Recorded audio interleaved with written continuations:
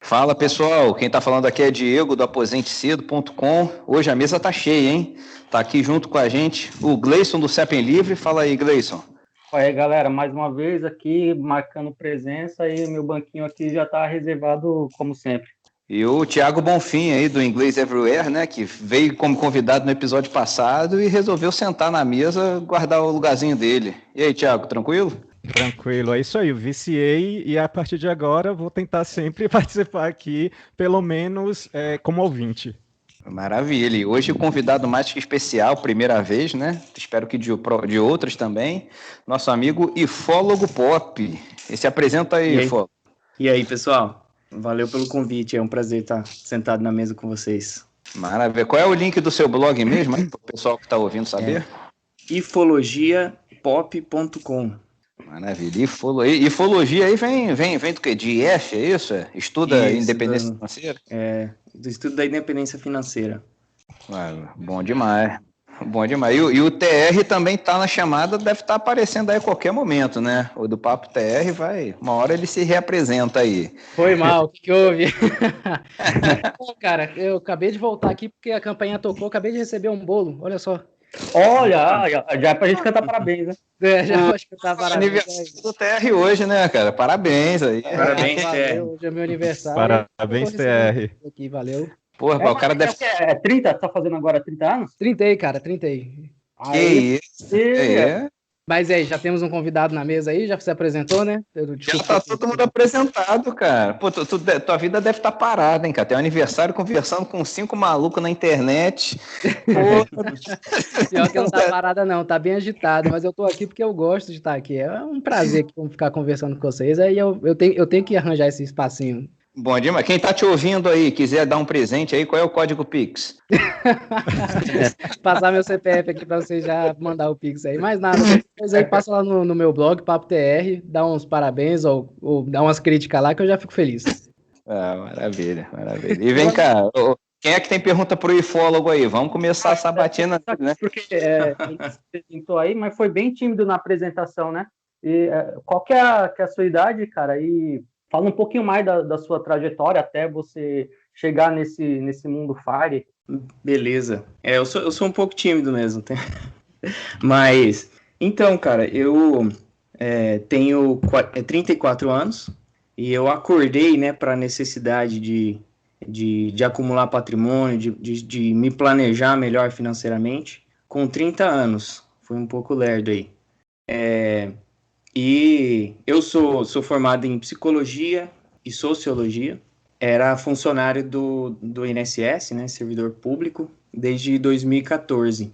E aí eu comecei, né, um processo lento de tapas na cara, assim, de perceber, né, que eu precisava me organizar melhor, porque eu cresci numa realidade que ser responsável financeiramente era só ali, se eu conseguisse pagar minhas contas, né, morrer o mês, chegar no fim do mês no 0 a 0, para mim já era sucesso, né? E aí quando eu entrei no INSS e comecei a aposentar pessoas todo dia, né? A maioria com 65 anos e a maioria recebendo salário mínimo, e a gente, em cidade pequena, a gente acaba conhecendo todo mundo, né? E vendo que as pessoas não tinham absolutamente nada, né? Além daquele benefício. E eu comecei a ficar desconfortável com aquilo, né? Falei, puxa, eu preciso, né, fazer alguma coisa, porque só ficar nessa de trabalhar para comprar a janta não dá certo, né? E aí, 2015 veio a paternidade, que me fez ficar mais desconfortável ainda com a ideia de ter que depender, né, de renda ativa, apenas, né, de renda ativa para cobrir os gastos, as coisas da vida, né? E, inclusive, quando a minha filha nasceu, a gente estava em greve e ficamos, acho que 3 meses em greve e o meu salário foi suspenso. E aí foi a primeira vez que eu falei, poxa, isso que o povo fala, né, da necessidade de ter uma reserva de emergência, e eu nunca dei moral para isso, é extremamente importante. E aí, como eu fui muito lerdo, né, todos essas etapas aí me levou a, em 2017, com 30 anos na cara, começar a investir. E aí estamos aí. Aí, em 2019, a gente veio, né? A gente decidiu vir para os Estados Unidos para acelerar a nossa jornada rumo à independência financeira. E aconteceu toda a pandemia, tudo, e eu acabei criando coragem de criar esse blog com essa ideia de fomentar, né, o estudo da independência financeira. Pô, que interessante, cara. Então você é aquele cara que fica lá atrás da mesa, lá no INSS, que geralmente a galera odeia, e Exatamente. aí você ficava ouvindo a história da galera lá, geralmente a maioria do brasileiro aposenta com salário mínimo, e aí você falou, puta, não quero viver essa tristeza, essa realidade. Exatamente. Eu era esse Esse cara. aí, E esse que aí foi seu start? atendia todo mundo. A agência que eu estava, o maior período que eu fiquei lá, eu atendia sozinho todo mundo, filas assim diárias de 2 horas, então todo mundo bravo com você e com razão, né? É Brasil, né? Foda. Que interessante, cara. Ô, ifólogo, vem cá. Só para o pessoal criar coragem, né? Tem muita gente que tem esse sonho dourado aí de sair do país, fazer um dinheiro em moeda forte, né? Porque aqui quando sobra R$100, a pessoa não faz muita coisa, né? Mas quando sobra $100, 100 euros, né? 100 francos, já dá para fazer uma poupancinha aí pro longo prazo, né? Ou mandar dinheiro para alguém que precisa no país. Enfim, tem muita gente que tem essa ideia. E você é um blogueiro aí meio a moda antiga aí, né? Tem muita gente que ainda faz isso. A gente está te chamando de ifólogo até porque você prefere manter o anonimato. Nem a gente sabe, até bom nem saber o seu nome, né? Para não escapulir. E eu não pude deixar de notar, né? Porque pelo que eu entendi da sua trajetória, você até 3, 4 anos atrás, seu patrimônio beirava zero, Praticamente né? zero. Um carro de 10 anos, bem zoado. E agora, pelo menos pelo que eu vi da sua última atualização, você está aí com quase R$500 mil, né? É uma evolução. O cara, mano, é um foguete dos investimentos. O cara, em menos de 2 anos, ele saiu de 0 para R$500 mil. Fala essa mágica pra gente aí, cara. Cara, assim, então, eu queria te perguntar primeiro, assim, se você já saiu daqui com alguma coisa em vista, né? A pergunta número 2, alguma coisa em vista, não, um emprego, alguma fonte de renda nos Estados Unidos é mais né, robusta. A pergunta número 2 é se nessa sua conta de patrimônio você contabiliza também, você é casado, né? Você coloca até no blog, você contabiliza também o patrimônio da sua esposa, né? Você bota o patrimônio familiar, ou se é só seu. E a pergunta número 3 é se você já tem aí um número mágico ou uma idade meta, né, para você se aposentar cedo. Essas 3 perguntas aí que fica para quem sonha fazer algo parecido. Caramba, beleza. O Diego não perdoou. Perdeu pergunta número 1, pergunta número 2, pergunta número 3. Eu vou tentar lembrar, mas se eu esquecer, você vai me falando aí. A minha memória aqui não é muito boa. Mas então, acho que é bom explicar essa questão dos Estados Unidos, né, na nossa vida. Primeiro que eu sou casado com uma americana, né? Ela é cidadã americana. Então, já tem essa facilidade para a gente. Então, quando eu acordei em 2017, né, falei, não, a gente tem que focar em acelerar, né, esse processo de acumulação de patrimônio para não depender de renda, só de renda ativa. A gente já deu entrada no processo do Green Card, né, que a gente casou em 2010 e ficou no Brasil até 2019. Então, e demorou bastante para sair o processo de 2017, só saiu em 2019, né? Então, nessa fase, a gente já começou a evoluir bastante, né? Se você olhar lá no site e tal. Mas, realmente, a gente começou acelerou demais quando a gente mudou para cá, em 2019, né? E a gente sempre conta tudo conjunta, patrimônio, tudo a gente pensa como um time, né? Então não tem diferenciação entre a minha renda e renda dela. Quando a gente morou no Brasil, esses quase 10 primeiros anos, a renda maior era minha e agora a renda maior é dela, assim, disparado, né? Agora você vai ter que me lembrar as outras perguntas aí, que você fez 3. Toma, Diego, toma. Pô, pior que nem eu lembro muito bem. Eu sei que a primeira era se você já foi para aí com um emprego certo, assim, ou se você chegou aí para depois arrumar alguma coisa. Então, a senhora IFP, eu vou chamar de IFP para o senhor IF não ficar bravo, né? Senhora IF é complicado. Tá, não, até porque eu conheço a gente boa lá, já tá na dela lá. Eu falei IFP. Então, a gente se planejou assim de uma maneira bem conservadora, né? A ideia original era ela vir primeiro e quando arrumasse um emprego, eu pediria, né, a licença e viria. Eu pedi a licença, aí ela chegou, em um mês ela arrumou um emprego. Na verdade, eu acho que ela já veio contratada. E então eu pedi a licença, que acabou não saindo, aí a gente pediu exoneração, eu pedi exoneração, né? Mas isso já foi um alívio, né? Já vir para cá com essa certeza de que a gente teria uma renda garantida, né? E eu tinha ficado com a nossa filha na época de 3 anos no Brasil, né? E qual que era a terceira pergunta? Vocês já aprenderam que tem que fazer uma de cada vez, né? Eu tô na terceira latinha aqui. A terceira era se você já tem alguma cifra, né, algum valor ou idade, ou os dois, né, como meta aí para você se aposentar, reduzir o trabalho, não depender do trabalho para viver, né? Legitimamente FIRE. Então, eu não tenho nada muito certo, assim, a gente tá bem flexível, né? Mas, assim, a gente vivia tranquilamente no Brasil com 5 mil reais. Então, vamos jogar aí, né, uns 5 salários mínimos na época. Então, pelos nossos cálculos, quando a gente começou, as projeções dariam que, mais ou menos em 10 anos, a gente atingiria, né, um patrimônio de mais ou menos aí 1,5 milhão para cobrir o nosso custo de vida no Brasil, né? Então, isso seria mais ou menos ali em 2027, mas, pelo visto, talvez a gente consiga até antes, né, esse primeiro objetivo. Mas a gente não sabe, assim, o que a gente vai fazer, né, se vai voltar para o Brasil, porque é complicado. A gente tem uma filha pequena aqui, né, acaba criando raízes aqui, então, por outras questões pessoais, a gente não sabe. E ficando aqui, aí tem que continuar nessa jornada para cobrir os custos de vida de forma passiva aqui também, né? Que é bem diferente, o custo de vida aqui é bem mais alto, né?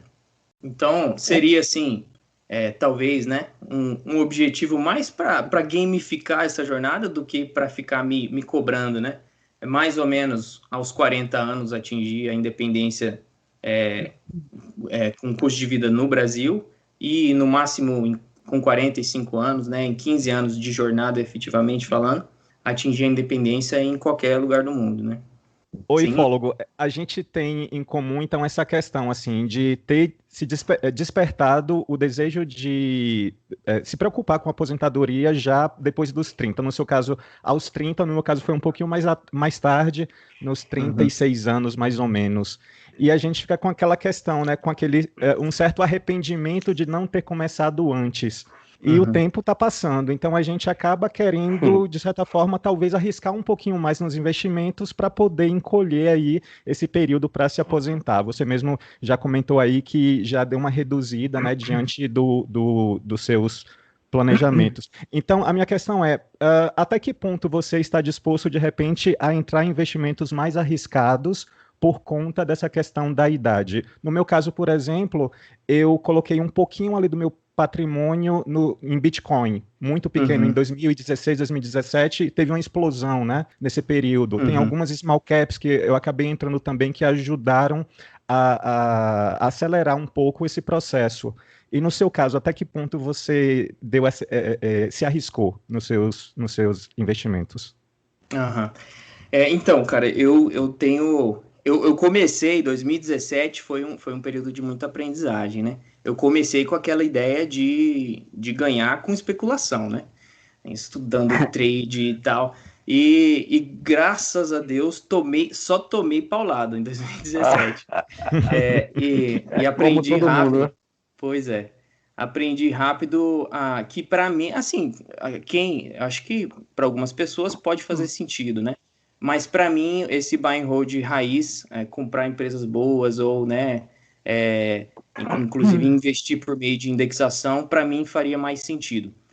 E aí, se você olhar no meu site, né, ufologiapop.com, eu coloco lá, estou colocando na parte de evolução patrimonial a minha alocação atual. Então, se você olhar, é bem feijão com arroz mesmo, cara. Então, Eu tenho uma boa parcela que está investida nos Estados Unidos, né, em S&P 500 ou Total Stock Market, né, que é por meio de fundos de índice.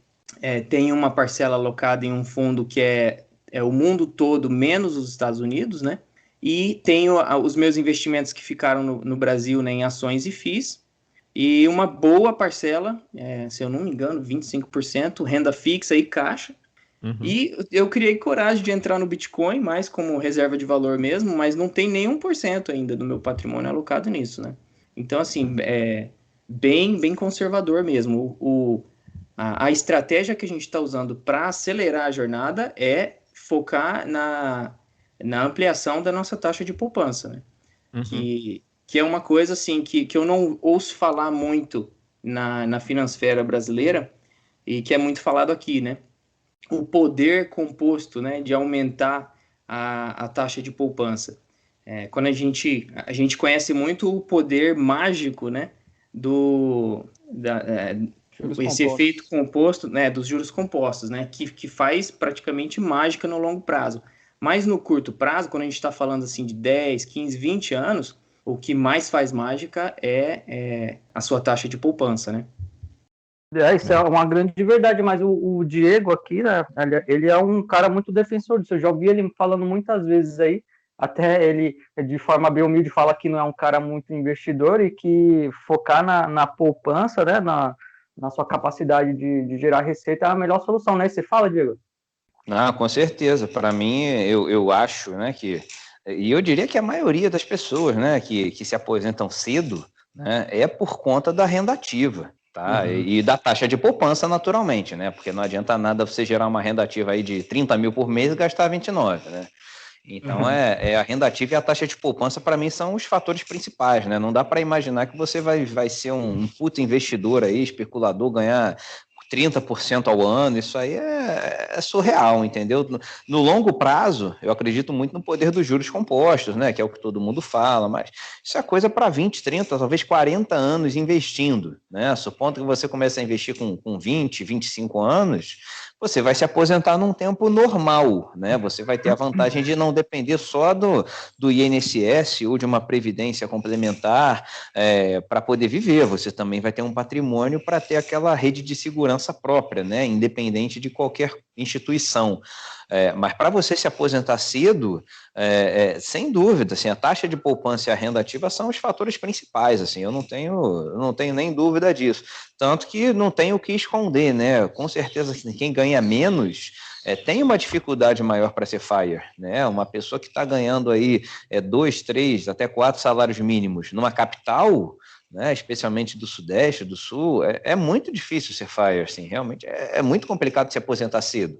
Você pode até atingir a IF, mas com certeza não vai ser muito jovem, né? Então, essa taxa de poupança realmente é o que deveria ser mais falado, né? E está intrinsecamente ligado aí com frugalidade, com minimalismo, que todo mundo do grupo adota em certa maneira, né? Aliás, você falou, agora é uma boa pergunta aí que surgiu. Você se considera aí minimalista, né? Você, sua família, e até, já que a gente está falando em cifra, né? Que é uma coisa pouco comum, tem muita gente que não gosta e você não se incomoda. Você falou que vivia com 5 mil reais no Brasil, mais ou menos, né? Com certo conforto. E nos Estados Unidos, quanto em dólar que você vive com certo conforto hoje? E se você se considera assim, minimalista ou não, em que medida, né? Se você puder falar a respeito dessas questões, seria legal também. Então, no Brasil a gente vivia, acho que a gente continua vivendo num padrão de vida muito semelhante ao que a gente vivia no Brasil, né? E no Brasil era mais ou menos uns 5 mil por mês, com os nossos gastos. E aqui tá por volta de sempre um pouco menos de 3 mil dólares. Então, é uma diferença bem grande, né? Porque, só para você ter uma noção, né? O nosso aluguel, uma casa bem parecida com o que a gente tinha no Brasil, né? Uma casinha pequena de 2 quartos e tal, 1.125 dólares. E no Brasil, esse valor você aluga uma mansão, né? Pelo menos na minha cidade. Então, fica um pouco mais complicado, né? Bom, vou dar uma contribuição daqui do que eu acho. que eu acho que vou muito na linha do que o Diego falou, né? Que tem muita gente que quer ser o Warren Buffett, mas ser o Warren Buffett portando 10, 500, 100 reais, 500 reais por mês não adianta. E muita gente olha o que esse cara fez nos juros compostos ao longo do tempo, mas olha pouco para a vida minimalista que ele teve, né? Cara, de economizar, de gastar pouco, de sempre ser um pouquinho mais frugal, apesar de ter muito dinheiro. E é nessa pegada que eu acho que está a maior parte da independência financeira das pessoas. Mais na parte da taxa de poupança e de quanto você ganha de renda do que quanto você conseguiu de rentabilidade com seus investimentos. Desculpa, o Diego falou sobre a questão do minimalismo, eu acabei esquecendo. Então, eu não devia ter tomado, tá na terceira antes de começar a conversa. Mas, então, cara, com questão material, eu me considero bem minimalista, assim, cara, não tô nem aí pra roupa, pra eletrônicos, assim, isso não sinto falta, não tem nenhuma tentação, né, de ficar comprando essas coisas. Mas também não tenho nenhum problema em... a gente vive, assim, super confortável, né, aqui. Não tenho nenhuma sensação de privação, né. É por uma questão de estilo de vida mesmo. A gente gosta muito de cozinhar em casa, então facilita, né, a gente economizar. Mas não me consideraria um minimalista nas outras áreas, mas nessa questão material mesmo. Oi, ifólogo, eu queria aproveitar e perguntar justamente sobre isso, que eu li hoje cedo um post seu sobre a questão do corte de cabelo, né? Achei bem interessante, inclusive quero te parabenizar pela qualidade dos textos, você escreve muito bem. Valeu. E eu passei um período... Eu fiquei um mês nos Estados Unidos, isso já faz uns 11 anos, e uma coisa que eu percebi, assim, que é da cultura americana, é de realmente, quase que naturalmente, ser um tanto frugal, minimalista, não minimalista, porque geralmente eles consomem bastante, mas no sentido de, por exemplo, de consumir muito serviço. Aqui no Brasil, a gente paga para tudo, a gente paga para pintar, a gente paga para fazer barba, enquanto que nos Estados Unidos, talvez por esse tipo de serviço ser mais caro, eles acabam consumindo menos. Então, assim, eu queria te perguntar em relação ao convívio com sua esposa e agora morando nos Estados Unidos. Você acha que a cultura americana, de uma certa forma, acaba te influenciando a ser mais frugal? Então, é mais uma questão de custo de mão de obra, né? Porque aqui tudo é caro, mão de obra é caro. Então, se você não for classe média alta, né, para cima ali, você acaba... muita gente corta o próprio cabelo, muita gente lava o próprio carro. Essa ideia de ter uma diarista, né, em casa simplesmente só rico que tem, né? Babá, né, essas coisas. Então, você acaba realmente fazendo você pintar a própria casa, isso é bem comum mesmo. A família toda, né, pintando a própria casa. Eu não sei se ajuda, se a cultura me fez fazer isso, mas é mais uma questão assim, poxa, a gente está querendo otimizar os nossos gastos, né? Você vai ver, eu preciso cortar o cabelo todo mês, então eu vou deixar $50 todo mês aqui, sendo que, né, poxa, cabelo de homem, você compra uma maquininha ali por $5, Exatamente. você passa ali em 10 minutos, né, tá resolvido. Então, é uma questão de otimizar mesmo a vida, fazer as coisas ficarem mais eficientes, né? Nesse sentido, acho que a gente passou a ser mais frugal e mais independente, né? Porque no Brasil, por ser mais barato, a gente acaba não pensando nessas questões, né? Poxa, eu vou ali, um corte de cabelo R$30, né? Vou fazer. Então, é interessante. Exatamente. No meu caso, quando eu voltei dos Estados Unidos, eu estava tão, assim, envolvido com aquela ideia que eu passei a cortar o meu quando eu cheguei. Só que depois a gente acaba voltando para o automático, né? A gente retorna aos hábitos da nossa cultura local. E agora, na pandemia, acabou que, por conta das restrições, eu voltei a cortar o meu cabelo novamente. A princípio, assim, as pessoas te criticam e tudo, mas quando você vai fazer a conta, realmente é algo que é considerável. No meu caso, um ano sem ir no cabeleireiro me economiza aí em torno de talvez uns R$600, né? Aparentemente não é tanto, mas você coloca isso aí. Joga aí no juro composto e no longo prazo, é uma diferença no boa, longo né? prazo, exatamente. Rapaz, o problema é quando não economiza, né? O problema é que muita gente pensa assim, pô, eu tô economizando R$ 30 por mês do corte de cabelo, vou comprar uma caixa a mais de cerveja. Pronto. Bom, mas... Olha, até que uma troca boa, viu? Isso eu sou chato, cara. Eu tudo se eu lavo o carro, se eu corto o cabelo, eu já transfiro para uma outra conta. Quanto mais ou menos que seria? Ah, seria tanto, então vou transferir, como se eu tivesse pagado para alguém. Aí sim, aí você tem o benefício, né, de fazer por conta. E eu confesso aqui um negócio que não tem nada a ver, quer dizer, tem a ver com o assunto, né? Mas eu agora que acabei de me considerar FIRE, né? Que não estou mais dependendo da vida ativa, né? Da renda ativa, que ainda pinga alguma coisinha, eu passei a usar aquela teoria dos baldes, né?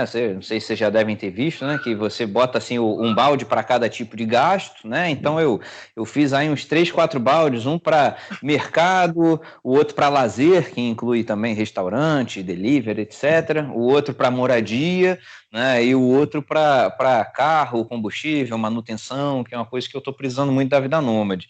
E assim, eu tracei um valor de gasto, né? E, cara, eu não estou disposto a gastar menos, não. Assim, quando eu e minha esposa, a gente fica olhando assim a fatura do cartão de crédito, que é onde a gente tenta concentrar. Então, assim, pô, esse mês a gente gastou menos gasolina porque ficou mais parado no lugar.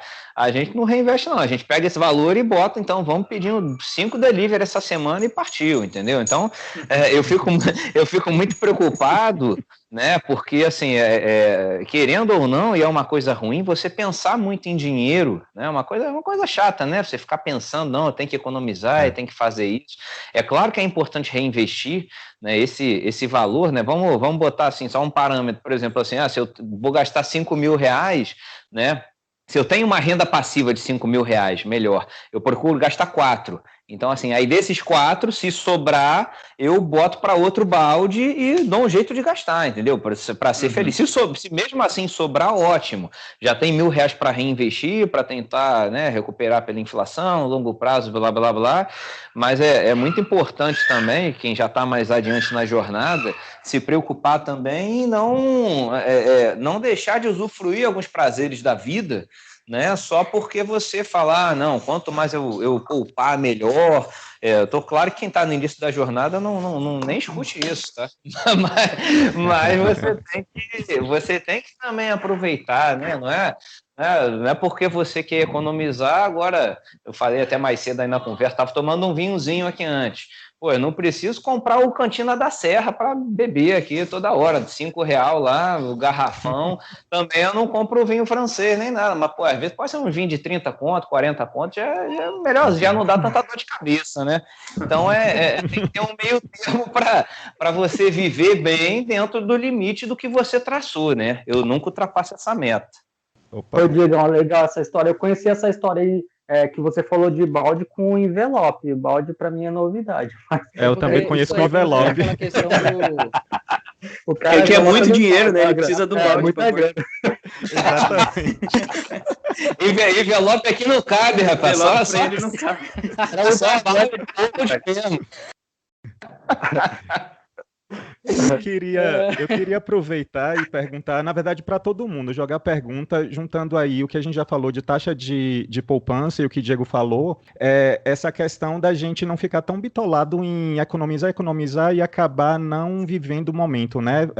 Deixando de aproveitar momentos de lazer, de diversão no momento, mas ao mesmo tempo pensando aí no longo prazo. Então, só para efeito de ilustração também para quem está ouvindo a gente, quanto é que vocês costumam economizar aí dentro da renda de vocês dessa taxa de poupança? No meu caso, eu consigo tranquilamente assim economizar cerca de 60%. Na verdade, 60% eu gasto, eu consumo durante o mês e o restante é investido. Então, até que ponto vocês ficam confortáveis aí em relação às economias? Boa pergunta, Thiago.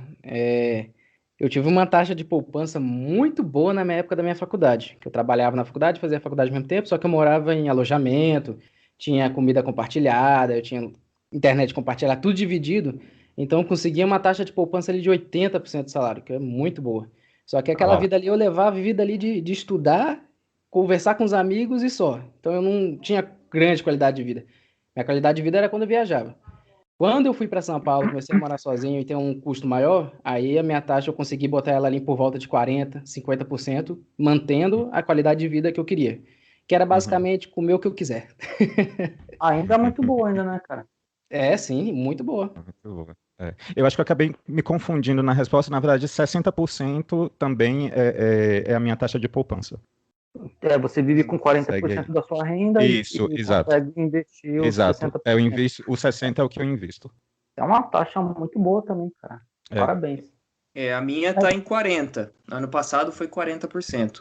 E assim, é super sustentável, né? Porque a gente a gente vive super bem aqui. A gente tenta otimizar os gastos ao máximo, né? Sem comprometer a qualidade de vida. Então, isso seria uma boa referência, né? Para o nosso custo de vida atual seria uma boa referência se a gente fosse, por exemplo, se aposentar aqui, né? Mas a ideia é continuar focando em aumentar a renda, diminuir despesa, né? Otimizar despesas para ir aumentando essa taxa de poupança enquanto a gente ainda está na fase de acumulação de patrimônio, né? Interessante. Eu aqui como FIRE já, a minha taxa de poupança está em torno de uns 15% só. Tá? Primeiro que assim, FIRE teoricamente nem precisaria ter taxa de poupança, né? Mas como eu sou FIRE agora há menos de um semestre, e a gente ainda está vivendo numa pandemia que a gente não sabe o que vai acontecer, está cheio dos precursores do apocalipse, que o sistema financeiro vai colapsar e que vai mudar, o capitalismo tem fim, blá, blá, blá. Eu não acredito em nada disso, tá? Para ser bem sincero, mas pode acontecer, né? Pode acontecer de muita coisa mudar ainda. Então, eu estou procurando ainda fazer uma taxa de poupança em cima da minha renda passiva, né, que já é conservadora na minha visão, porque né, é meio esquisito. Se eu fosse viver com toda a renda passiva que eu tenho, primeiro que eu ia estar vivendo bem demais, assim, eu já considero que eu vivo bem, mas ia estar feliz da vida. E segundo que eu acho que quando você mantém as coisas um pouco mais simples, cara, você aprecia mais, né, as coisas simples também. O Sapien escreve muito sobre isso no blog dele, né? Sobre você apreciar o cheiro de um café, um orvalho da manhã, né? Uma praia vazia, um dia assim que as nuvens estão bonitas no céu. E isso aí você acaba deixando de apreciar quando você está numa mansão, quando você está andando numa lancha, num carro 0 quilômetro, assim, de 200 mil. Então, por mais que você consiga, às vezes, ter uma vida dessa, não é uma coisa interessante. Eu acho que no longo prazo acaba te fazendo mal, acaba perseguindo a sempre querer mais, né? E eu acho que isso não é um bom objetivo para a vida, na minha visão.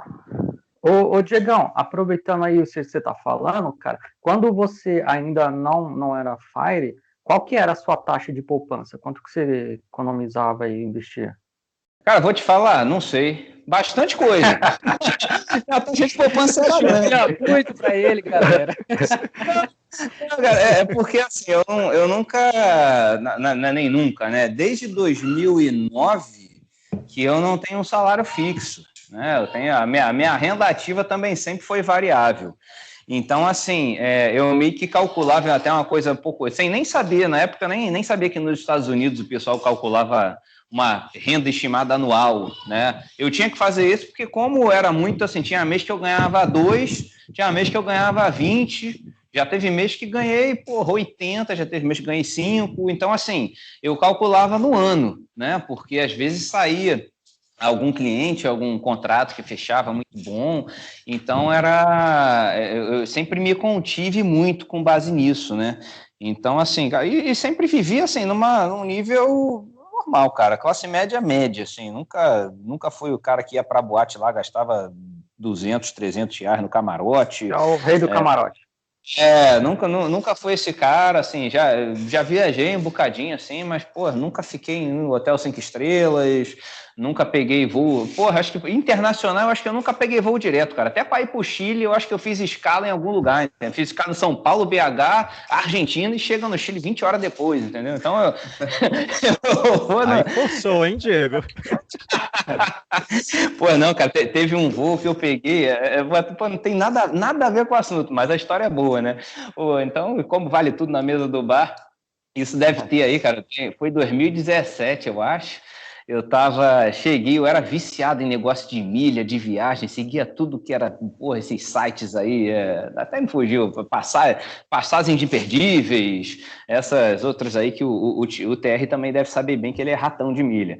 Mas eu ficava de olho, um belo dia cheguei assim para trabalhar, 8h30 da manhã, tava lá, Rio-Paris, R$ 990 ida e volta com taxas. Que porra é essa, mano? Eu olhei, olhei, não, é bug da Air Europa, não sei o que. E eu falei, mano, vamos lá. Inclusive pro Natal e Ano Novo. Eu falei, vamos passar o Natal em Paris, que é agora ou nunca, né? Eu comecei a ligar para minha esposa, cara, não atendi o telefone, porra, ele tava me dando raiva. Daqui a pouco eu falei com um colega de trabalho assim, eu falei, porra, e aí, cara, essa parada vai sair do ar daqui a pouco, vou perder. Ele, cara, compra, pô, que mulher que não vai gostar de passar o Natal em Paris, surpresa boa. Eu falei, comprei, né? 990 e de volta com taxa, comprei. Aí deu a hora do almoço, ela me retornou, me ligou, falei, vamos passar o Natal em Paris. E aí ela falou, pô, mas como assim? Tu nem combinou comigo, pô? Já combinei de passar com a minha família, que não sei o que. É um bicho imprevisível, né, cara? No fim ela foi, se amarrou, depois ela... Mas na hora eu falei, ué, como é que não, cara? Como que a gente não faz? Mas o rapaz até perdi o fio da meada. Mas eu sei que esse voo de ida e volta, né, não saiu barato. Primeiro que cancelaram a passagem, depois voltou de novo, fiz reclamação aqui e ali, vingou. Só que foi um voo de 36 horas. Foi Rio-Guarulhos, espera 6 horas em Guarulhos. Espera 6 horas em Guarulhos. Depois, 6 horas em Guarulhos, vai fazer lá a conexão em Madrid, espera 3 horas em Madrid, de Madrid vai para Paris, aí finalmente chegou. Então, assim, não saiu barato, mas, assim, eu sou o cara que prefere pegar um voo desse do que pagar 3 contos no voo direto, né? Então, é só um exemplo aí do tipo de gasto que eu tinha. Então, a taxa de poupança, assim, eu nunca contei, porque sempre sobrou de forma tão satisfatória que eu nem planilhava isso. Eu falava, cara, tá dando certo, tá no caminho, entendeu? Contava só o patrimônio. Eu sou desses também, viu, Diego, quando eu viajo. Eu também, eu acho que todo mundo aqui, né? Eu participava de um grupo lá, chamava Bugs Aéreo, que era exatamente isso. Era passagens bugadas para você comprar valendo nada. Era ridículo. Tá, então só para concluir o assunto, eu acho que eu não falei ainda, eu poupava, eu acredito, eu acho que não tenho muito um número exato, mas chegava em torno de 55% a 60% da minha renda. Mas aí é bem aquela história que o Diego falou, eu poupava, é claro que eu sou solteiro e sem filhos, e morando com os pais, né, com a minha mãe, é claro que é muito mais fácil você ter uma capacidade de poupança maior. Mas eu sempre considerei, dentro da minha taxa de poupança, o lazer. Mesmo porque quando a gente, pelo menos é o meu caso, né, eu trabalhava no mundo corporativo e eu não gostava. E muito da grana que eu usava do próprio trabalho era para patrocinar a minha infelicidade. Então eu era um porque quando a gente trabalha num lugar que não gosta, que nome bom. Eu era um patrocinar a felicidade. Patrocinava a minha infelicidade. Então eu ia para happy hour quase todo dia. Aí hoje eu vejo que era um escape, né? Você fazer esses rap, viajar quase todo final de semana, você vê um feriado, você quer fugir de qualquer jeito. E aí você vai gastando mais grana. Não fosse isso, minha taxa de poupança seria maior. Porque hoje que eu não preciso mais patrocinar essa infelicidade, eu vejo que eu poderia ter poupado muito mais. Mas eu acho que é importante você... eu economizei no cabelo. Tipo, minha mãe corta meu cabelo também. Isso a vida toda. Em janeiro eu fui cortar o cabelo na barbearia e tirar a barba. E eu falei, nossa, mano, eu perdi um dinheiro, foi barato ainda. Eu falei, perdi dinheiro, porque minha mãe aqui cortando ficou a mesma coisa, e ainda tenho essa interação, né, de vivenciar e conviver com ela. Então, e aí eu sou da turma do Diego, ele usa balde, né? Mas só que eu ainda tô no envelope. Eu pego essa grana do corte de cabelo e compro de cerveja. É óbvio que eu não vou tomar Heineken o tempo todo, ou a cerveja top, aquelas artesanal carona, mas eu pego a cerveja, tá gelada. Tu compra glacial. Cara, assim, eu tenho um conceito que é o seguinte, cara, para quem tem fome e sede, água e pão é o melhor alimento, é banquete. Então, se eu tiver com sede, a cerveja que tiver gelada, eu tô bebendo. Tá certo. Legal. Eu tento eliminar a dor.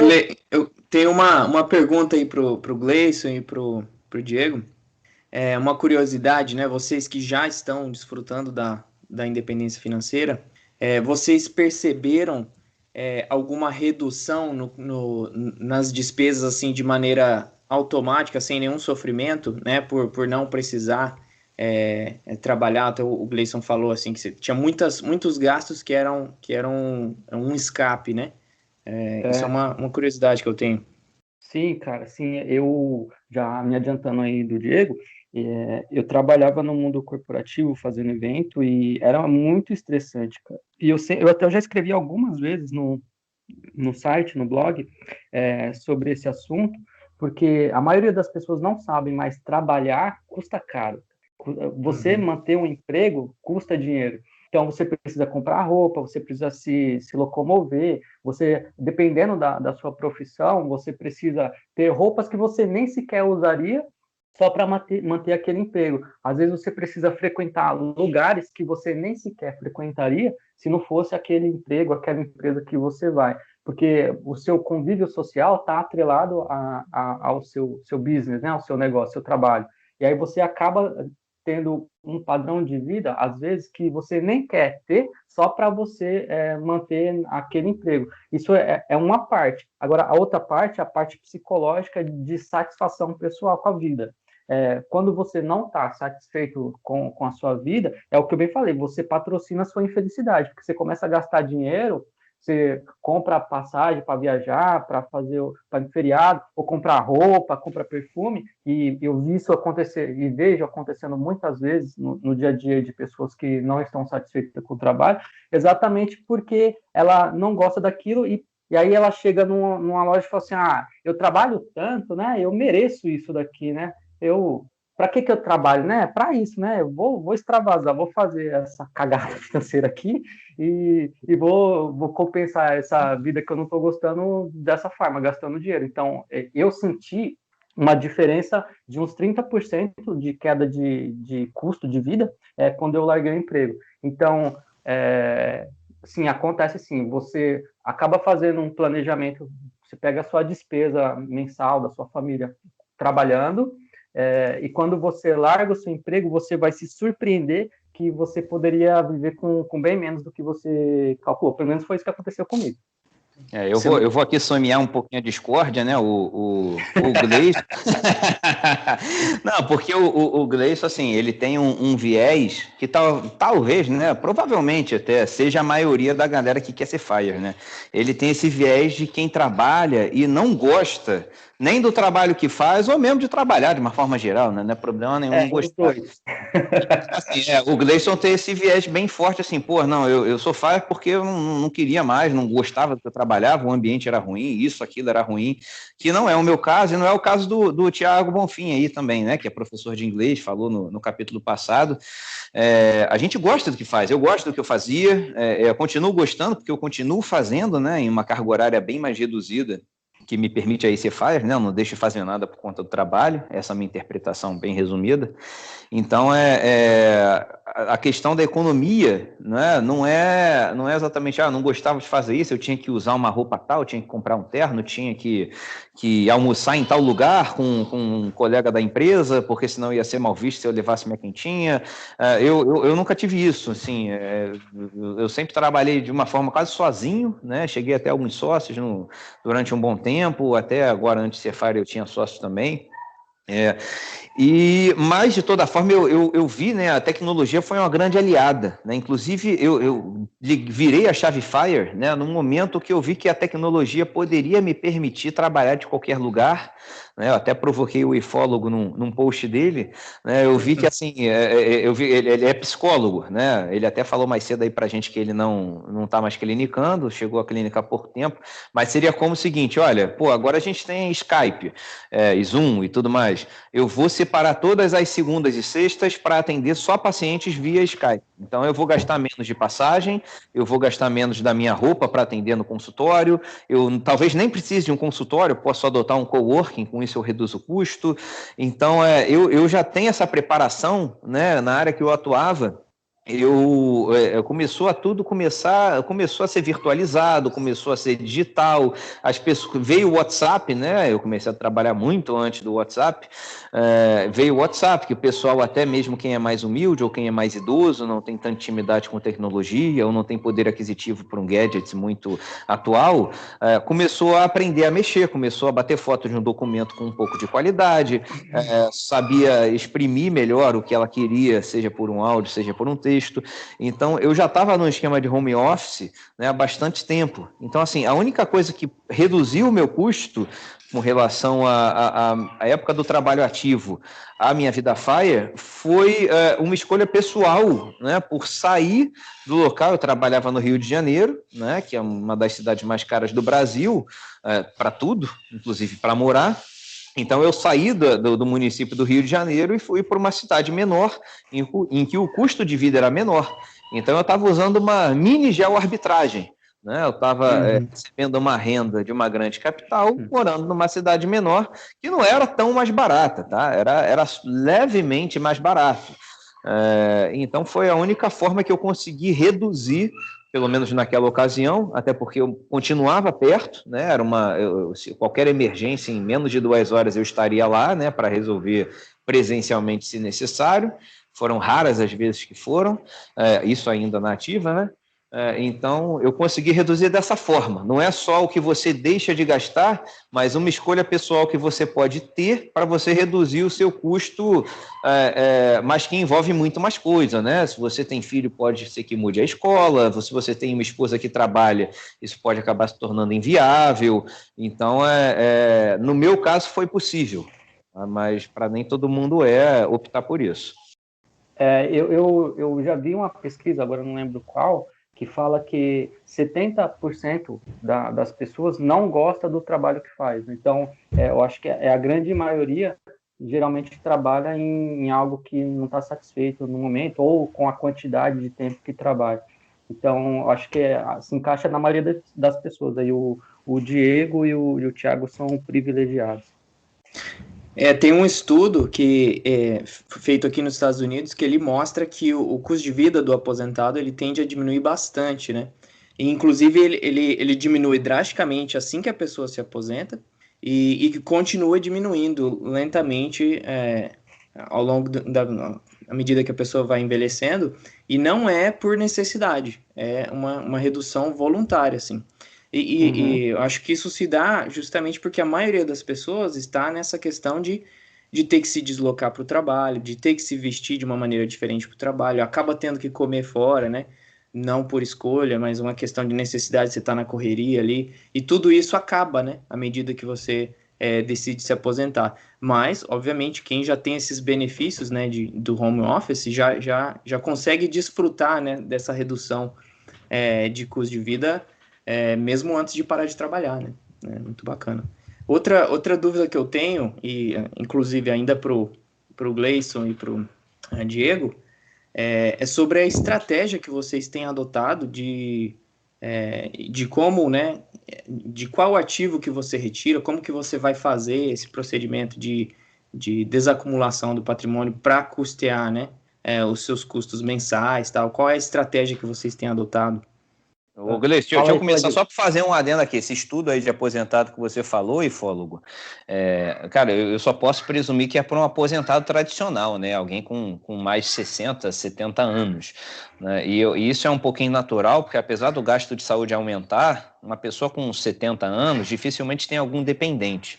Né? Um aposentado FIRE, né, alguém que se aposente cedo, aí eu estou falando aí, né, antes dos 45, 50 no máximo, muitas vezes pode ainda ter um filho dependente, né, ou um pai e mãe dependente, né, que acabam se tornando. Então, quando você tem aí 70 anos de idade, tem menos chance de você ter um filho dependente, né, porque você já vai ter um filho bem mais velho, no muito você vai dar uma mesadinha para o neto, alguma coisa assim. Então, eu acredito que esse estudo não se aplique para quem se aposenta cedo, tá? Só uma opinião assim. Eu imagino que seja o aposentado pelo Social Security daqui, né? Tipo o INSS dos Estados Unidos. E falando vou tentar resumir bem assim a minha estratégia hoje.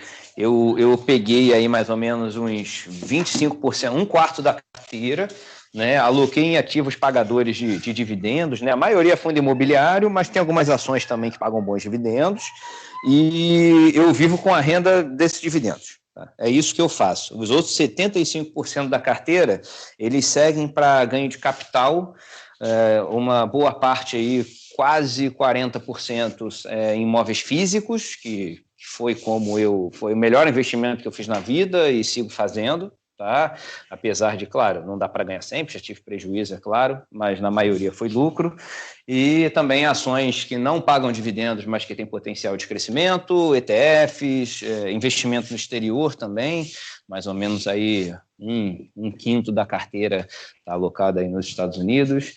Então, eu vivo assim, ao invés de... O Sapien vai saber falar muito melhor do que eu isso aí, né, cara? O psicológico de você sacar do principal pesa muito, né? Então é muito mais tranquilo para a pessoa quando você está sacando, está tirando só o dividendo que está caindo na conta, né? Mesmo que dê no mesmo, né? Se você uma ação subir 10% no ano, você sacar 2% é a mesma coisa de uma ação que subiu... Mesma coisa não, né? Subiu 8% e você ganhou 2% de dividendos. Né? Somando aí, uma conta bem mal feita, né? Porque não dá no mesmo, mas é isso, né? No fim das contas, subindo 10 e você tirando, ou subindo 8 e você recebendo 2 direto na conta, né? Permanecendo os 8, é basicamente a mesma coisa, mas você tirar o principal tem um peso. Então, eu acabei adotando essa estratégia e o Sapien fala dele aí e vai explicar melhor isso. Rapaz, isso daí dá conversa para mais de um dia de boteco, hein? Porque isso dá mesmo, porque gera muita curiosidade e também eu acho que é uma problemática, né, de todo mundo, né? Todo mundo que está investindo e quer viver de renda um dia, ele tem essa preocupação. E até nós que já estamos nessa fase de viver de renda, a gente ainda está vivendo porque não acaba o problema, né? Você larga o emprego e passa a viver de renda e acabou. Agora é só ficar na rede sentado e tomando água de coco ou cerveja. Você precisa ainda se preocupar com essas questões. Mas respondendo a pergunta de uma forma mais resumida, para a gente não se estender tanto, de repente a gente pode até fazer um novo boteco aí falando só sobre isso, que rende bastante coisa. Eu, depois, uns tempos para cá, eu observei o que era mais importante para mim. Qual que era o meu objetivo com os investimentos? Era viver de renda. Então, por que eu não estava alocando o meu capital para esse propósito? Eu estava, há uns tempos atrás, eu estava alocando o meu capital para crescimento, né? Para que uma ação viesse a custar de 10 a 100. Mas só que o meu objetivo final era viver de renda, era viver de rendimento. Existe aí essa questão sempre, é a mesma coisa, mas eu entendo que psicologicamente não é a mesma coisa, e o psicológico na nossa vida conta muito, tem muita importância. Então, eu passei a alocar minha carteira de uns tempos para cá, uns 3 anos para cá, um pouquinho mais talvez, para uma carteira de dividendos, uma carteira previdenciária. E aí, hoje, por volta de uns 80% da minha carteira, ela é toda focada em dividendos. Então, eu tenho FIIs e empresas voltadas para rendimento de dividendos, boas pagadoras de dividendos. E aí, uma outra questão que você até chegou a me fazer no blog era se, nesse período de pandemia, essa renda caiu, né? Porque eu já estou no 2º ano. E não, cara, ela até aumentou. Por incrível que pareça, como bacana.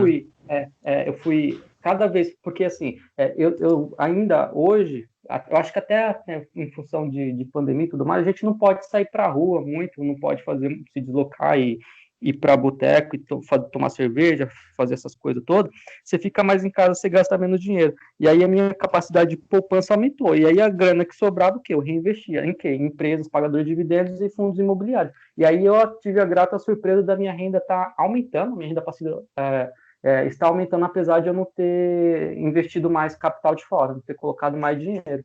E essa é a grata surpresa, porque as empresas elas tendem a crescer, a distribuir mais dividendos.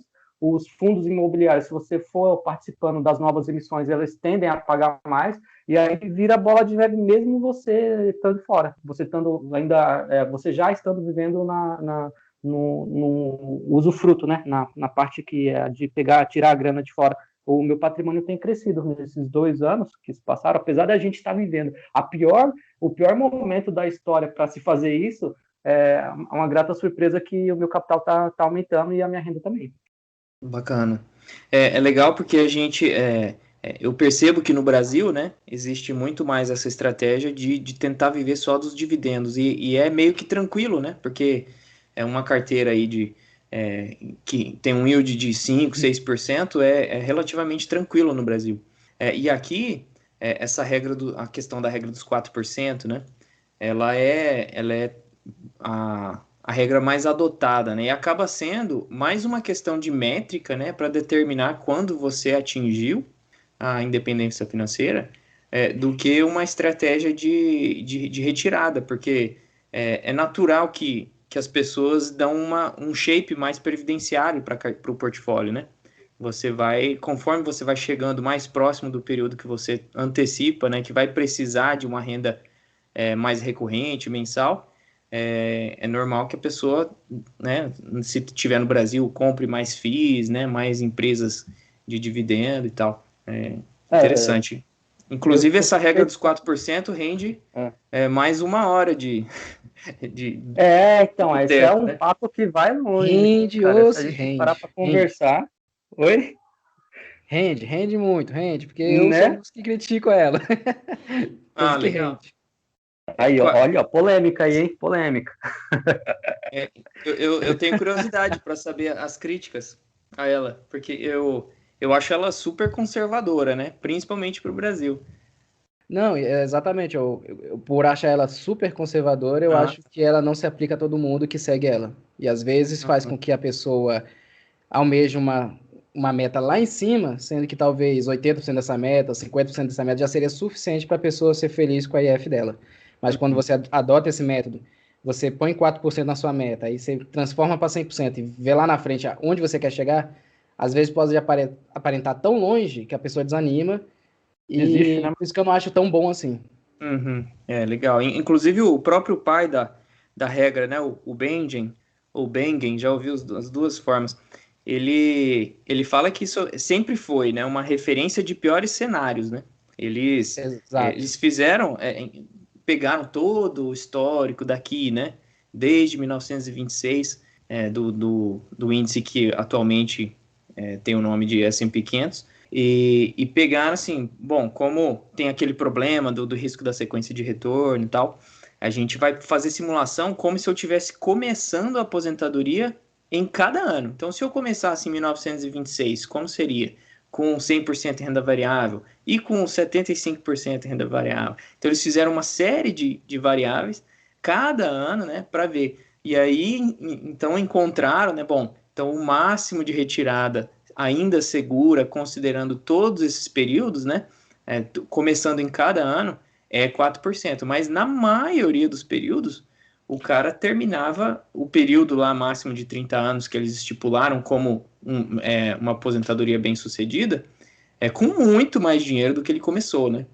Então, realmente, se a pessoa quer usar todo o dinheiro, ela pode, inclusive, ter essa flexibilidade de ir sentindo ao longo do tempo, né? Se o dinheiro tá só que aumenta, ela pode se dar ao luxo de retirar 5%, 6% e tal, conforme o que ele prevê, né, de período mais para frente que ele vai precisar, né? Mas realmente aqui é muito louco, porque aqui a crítica é justamente o contrário. Tem muita gente que acha, né, que, tipo, nossa, a regra dos 4% é uma taxa de retirada muito alta, você vai ficar sem dinheiro, você vai, né, viver na sarjeta aí e tal. E no Brasil, acho que o povo é mais tranquilo, porque tem muita, né, tem muita empresa que tem um yield muito acima de 4%, né? É de uma maneira bem conservadora, assim. Exato. O que você acha disso aí, Gleison? Então, eu concordo com eu acho que a regra dos 4% ela pode ser aplicável, assim, como referência, e é muito boa você ter uma referência para você trabalhar, para você usar como norte. Então, você pode, sim, usar a regra dos 4% como uma referência para você fazer seus planejamentos, e conforme você vai adquirindo conhecimento, porque a gente aqui, vamos separar as coisas, não é todo mundo que tem a capacidade, a vontade e o perfil de ficar estudando investimento, de se dedicar a fazer as coisas por conta própria. Tem muita gente que é mais passiva nesse processo. E é mais difícil para essas pessoas sentir tranquilidade em trabalhar com uma taxa mais apertada. Porque a gente aqui no Brasil consegue trabalhar com 6% fácil. 6% mais inflação ainda. Porque a gente tem que contar a inflação no processo aí, porque os 4% não, ele não está contando a inflação e a gente tem que colocar a inflação no processo. Mas aqui no Brasil, eu acredito que seja mais simples, principalmente pelo nosso histórico de juros altos, né? Hoje mesmo, se você, segunda-feira, né, se você abrir lá uma página do Tesouro, você pode pegar todo o seu capital e garantir ele aí por 30 anos a 4% mais inflação e ficar de braço cruzado, recebendo juros semestral. Então, é muito mais tranquilo aqui no Brasil. Eu acredito que sim. É óbvio que aí você vai colocar aí o risco Brasil e tudo mais, coisa que a gente chegou a falar no último boteco, né? Que é a questão de ter o dinheiro todo alocado em renda fixa, essas coisas mais, porque não tem lastro, mas eu acho que a regra dos 4% ela pode ser usada como referência, mas dá para você trabalhar com uma forma mais arrojada, de uma forma mais arrojada, se for o seu perfil, né? Claro. Eu quero fazer uma observação aqui, porque o ifólogo está morando nos Estados Unidos, né? Mas felizmente está com uma renda em dólar também. Né? Eu sempre tive um sonho aí de morar na Europa, não aconteceu ainda, talvez aconteça, mas por conta disso, eu sou o menos técnico aí de nós 5 que estamos conversando aqui, disparado, não tem a menor dúvida. Pode saber que eu sou menos. Não, eu sou de coração, eu vou de coração, cara que coragem. Mas eu fiz um post, eu olhei aqui, cara, em junho do ano passado, junho de 2020, eu fiz um post aqui, regra dos 4% não serve para o FIRE brasileiro expatriado. Tá? E eu fiz uma simulação, parei, fiz um estudo desde a criação do Plano Real, né, em 94 até 2020, quando eu escrevi o post. Se você fosse FIRE no Brasil, né, com uma renda mais ou menos aqui, 80 mil reais por ano na época, né, você, em 2022, você teria falido.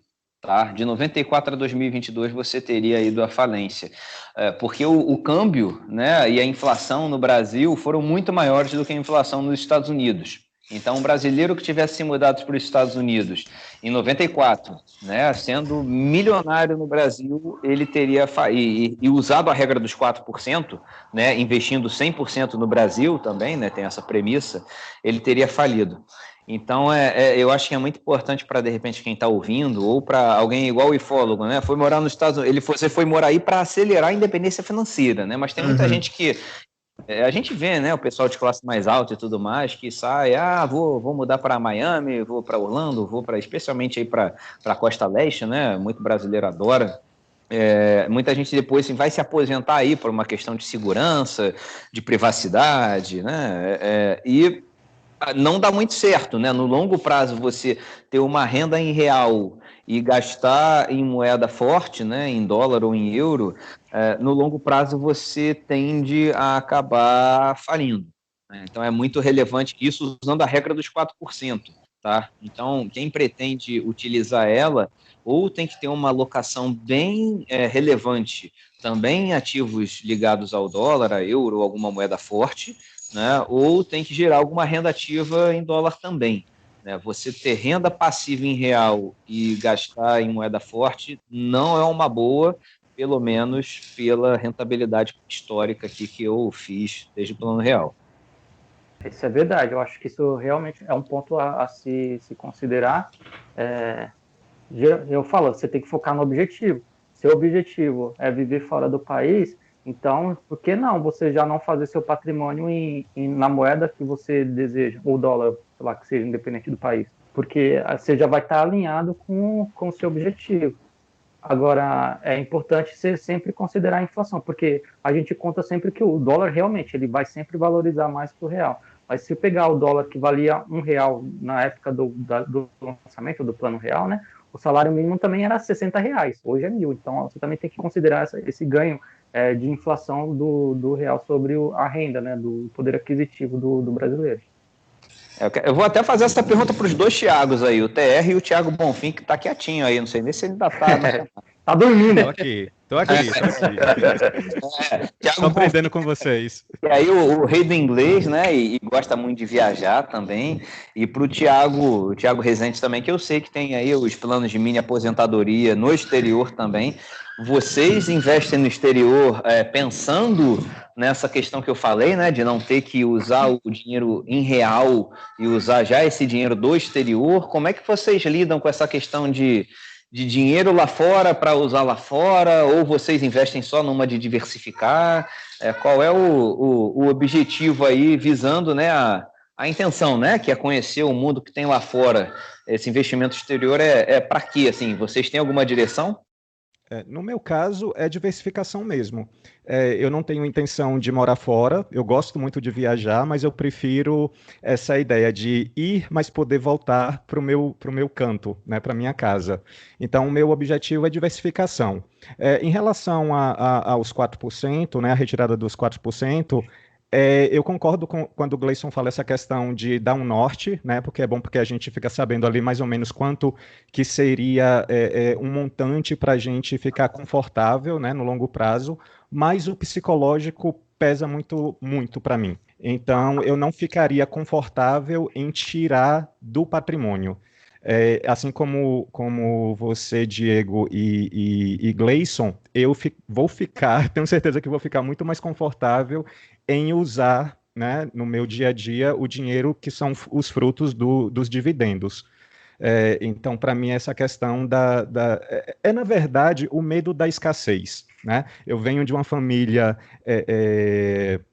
mais humilde, então eu passei a infância e adolescência vivenciando essas questões de problemas econômicos, nunca me faltou nada, mas assim, era uma situação bem complicada para os meus pais. Então, hoje que eu estou um pouco mais confortável, eu tenho medo de repente, se eu vier a parar de trabalhar, né, de repente começar a gastar do meu patrimônio, da fonte principal, e de repente chegar na escassez. Então, claro que é um cenário absurdo, mas o psicológico pesa muito. Então, eu prefiro usufruir aí dos dividendos. Na minha visão, é muito parecido com a do Thiago, porque eu tenho a mais diversificação e alavancar patrimônio também com alguma rentabilidade fora, tanto com dólar, com outros ativos, porque eu tenho o mesmo desejo de fazer várias viagens, mas eu não tenho um desejo de morar fora, ou muito menos de me quietar fora. Tipo, posso ter um desejo igual do Diego, de morar um pouquinho na Europa, morar um pouquinho na Ásia, mas é aquele pouquinho ali de 6 meses, um ano. Eu nunca vou fazer um longo prazo morando fora. E aí, quando você não põe esse longo prazo numa moeda externa, eu acho que você ficar mais com ativos geradores de renda na sua moeda que você vai se estabelecer mesmo, que no nosso caso aqui é o real, que igual eu e o Thiago, a gente tem planos de ficar no Brasil mesmo. Então, o investimento lá fora fica mais para diversificação do que para consumo mesmo. Eu acho que visão mais ou menos essa. Estamos bem alinhados, então. A gente tá com uma parceria boa. Eu ia só falar que o bacana é que quando você se organiza, né, sendo só querendo viver dos dividendos ou usando a regra dos 4% como uma referência, né, de quanto você precisa, a gente já embute uma série de outras margens de segurança que a gente acaba não considerando, né? por exemplo, né, se a gente ainda está disposto, e provavelmente todo mundo que aposenta cedo não vai querer ficar sentado no sofá para o resto da vida, né? Está disposto a trabalhar em alguma coisa que gosta e que eventualmente, né, vai ter alguma renda, não tem jeito, né? Você vai ter alguma renda acidental, muito tranquilo a pessoa conseguir um benefício previdenciário mais na frente, né? Quem antes da reforma, se você precisava só de 15 anos e 65 anos de idade, se homem, e 60 se mulher, né? Então, assim, cara, quem trabalhou já é obrigatório recolher, né? Então, você já tem essa outra margem de segurança, né? Tem a questão de mais para frente, né? A possibilidade de receber alguma herança, por mais que seja pequena, já adiciona mais uma margem de segurança, né? A questão de que o custo de vida tende a reduzir, né, ao longo da sua velhice, também é outra margem de segurança. E se para quem usa a taxa dos 4%, ela chegou a esse valor utilizando uma retirada única, né? E que você perde todo aquele benefício, né? Por exemplo, o que você ia gastar em dezembro, você já retirou em janeiro e está lá parado na conta, né? E isso poderia estar rendendo, né? E no longo prazo isso também faz uma outra diferença, uma outra margem de segurança, né? Então, mesmo que a gente viva só do dividendo, fala, poxa, esse ano eu consegui uma quantidade de dividendo que já é equivalente ao meu custo de vida, né? Ainda tem uma série de margens de segurança que você vai adicionando lá na frente, né? Então, isso dá mais uma tranquilidade. Exatamente. É aquela questão do planejamento do Diego, né? A gente pode planejar, mas sempre vai ser diferente. Do Diego no Gleison. Sempre vai mudar. O planejamento ele é feito para ter mudanças. E não tem o que a gente planeje, preveja, ele vai mudar. E acho que a chave do negócio é você saber se adaptar no momento atual, o que está acontecendo. Só mais uma coisa, só para complementar o que o Thiago falou, os nossos planos podem mudar, eles acabam mudando e também o perfil da gente muda, né? Eu, enquanto investidor mesmo, eu comecei muito mais conservador e eu acho que a medida, talvez seja algo em comum aqui, à medida que a gente vai aprendendo um pouquinho mais, a gente começa a arriscar um pouquinho mais também. Então é outra coisa também que eu percebo que muda com o tempo. Oi, Fólogo, deixa eu fazer uma pergunta aqui. Eu acho que dentre nós 5 aqui, me pareceu que você é o mais novo no sentido de acumular patrimônio, né? De sair do zero. E o seu blog também tem mais ou menos pouco tempo, né? Acho que uns 6, 7 meses. E só que lendo os seus posts e até na nossa conversa aqui hoje, dá para ver que você tem um conhecimento muito bacana e uma didática muito boa, né? Sua redação, sua escrita é muito legal mesmo e demonstrando conhecimento do tema. Minha pergunta é mais para incentivar, às vezes quem está escutando ainda está no início aí do aprendizado e tudo mais. Você teve assim, foi autodidata? Você chegou a fazer algum curso? Tem alguma referência, alguma dica assim que você gostaria de dar para se imergir melhor nesse universo? Conta aí como é que você saiu do 0 a 0 para acumular, o que você procurou se aprimorar aí nos estudos? Cara, não fiz nenhum curso pago. Eu vejo muito canal no YouTube, né? Análise fundamentalista. Tem uma série de playlists assim que se você procurar que dão uma noção muito boa, né? De como analisar empresas e tal. Mas, cara, principalmente livros. Eu devoro, assim. Ano passado, até no último post eu não sei se foi nesse último post, mas enfim, O cara eu é um dos coloquei meus. em algum. Exato. Eu vi que você também, ano passado, regaçou, né, Thiago? TR. Eu até não fiz a conta umas 3 vezes, porque deu 48 livros, cara, ano passado. Uma dica é a possibilidade de audiolivro, né? Que a maioria desses livros aqui tem um aplicativo da biblioteca, né? Que você pode baixar e ouvir no celular. E eu pego também bastante livro físico e tal. E, cara, isso aí é fantástico, né? Você poder pegar o conhecimento condensado da vida toda de algum especialista, né? E poder ali consumir, em 2 semanas, você consumir tudo que o cara levou a vida inteira para aprender, né? E editou e fez um trabalho excelente para te entregar ali de mão beijada, né? Acho que a leitura é o principal, assim, para a gente evoluir como investidor e saber o que está fazendo. Então, cara, Eu acho que esse aqui foi o maior, né, Diego? Até agora a gente tá se Foi superando. uma aula. Isso foi aqui uma aula, foi isso aí. aula. Essa parte que eu falei, tá, pô, o pessoal tem que assimilar. O legal é que aqui, quando a gente abre a mesa, a gente abriu o bar aqui, eu e Diego, aí sentou o Gleice, a gente deu a chave pra ele. Sentou o Thiago, a gente deu a chave pra ele. Agora sentou o infólogo agora, a gente tá dando a chave pra ele. Sempre quando você quiser vir participar, você já tá no grupo, Legal. se convide e já se sinta convidado. Aqui é assim, Bacana. é qualquer papo e com o tipo que quiser. Quem quiser participar aqui com nossos papos aqui também, a gente só fala baboseira como sempre, só mandar um e-mail aí pro botecofire@gmail.com e eu já vou me despedindo aqui. A conversa de hoje foi muito boa. Foi um presente de aniversário. Valeu, galera. Foi um prazer sentar e conversar com vocês. Espero ter outras oportunidades aí da gente jogar conversa fora sobre Fire. Já vou Valeu, também. pessoal. Valeu. Abração. Então fechou. Fechou o bar. Então fechou, até mais. Até Valeu. mais.